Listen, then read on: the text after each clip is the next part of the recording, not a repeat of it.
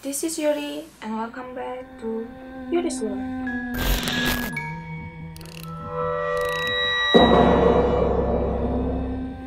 Kali ini kita bakal bahas urban legend dari Jepang lagi, yang mana di Indonesia sendiri ini agak kurang didengar. Tapi di Jepang, si urban legend ini adalah salah satu yang memang masih dipercayai cukup erat oleh mereka, yaitu adalah Akateko.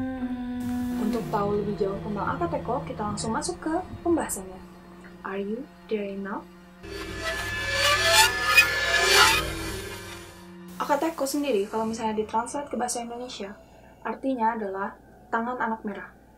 Jadi, Akateko ini adalah sosok yokai yang hanya berbentuk tangan anak kecil berwarna merah. Si habitatnya, Akateko ini biasanya diem di pohon belalang madu Jepang. Atau misalnya bahasa Inggrisnya ini honey locust, Japanese honey locust. Itu adalah sebuah pohon yang lumayan besar, yang cukup sering ditemuin di Jepang. Nah, si Akateko ini, untuk si makanannya sendiri sebenarnya nggak diketahui apa.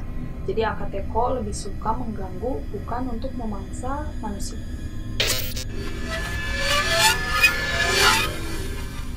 Akateko, seperti namanya, adalah sebuah tangan anak kecil yang berwarna merah yang sering ditemukan tergantung di pohon honey locust atau pohon belalang madu yang berada di Jepang.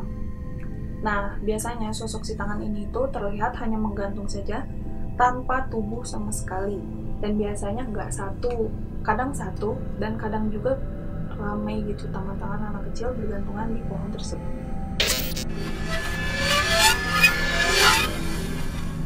Akateko biasanya turun ketika ada seseorang yang lewat di bawah pohon tersebut.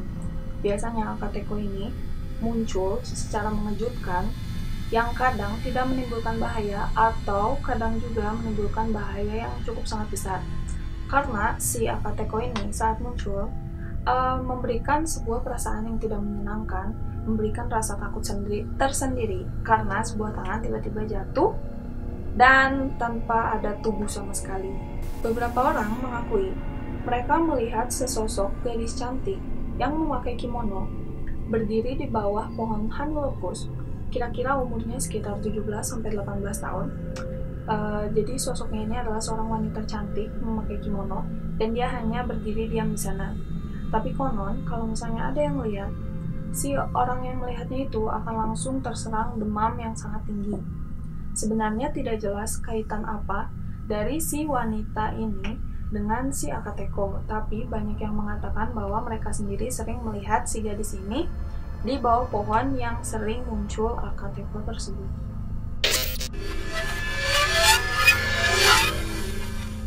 Asal-usul Akateko biasanya diberikan pada pohon-pohon tertentu yang berada di depan sekolah dasar, dan itu terjadi di kota Hachinohe dan prefektur Aomori.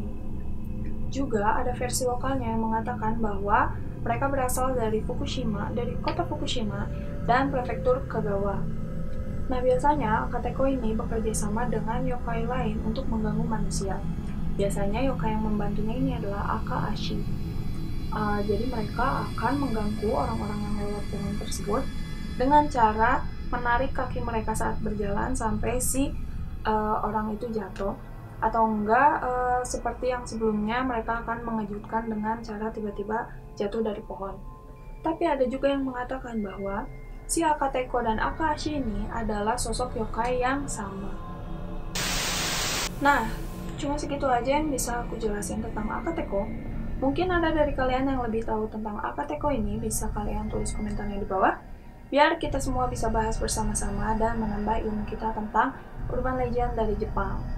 Jangan lupa juga buat like sama share videonya. Yang paling penting adalah jangan lupa buat subscribe channel ini biar kalian gak ketinggalan info. Oh iya, loncengnya jangan lupa dinyalain juga. Kalau gitu, Yuri pamit dulu, dan sampai jumpa kembali di Yuri's World.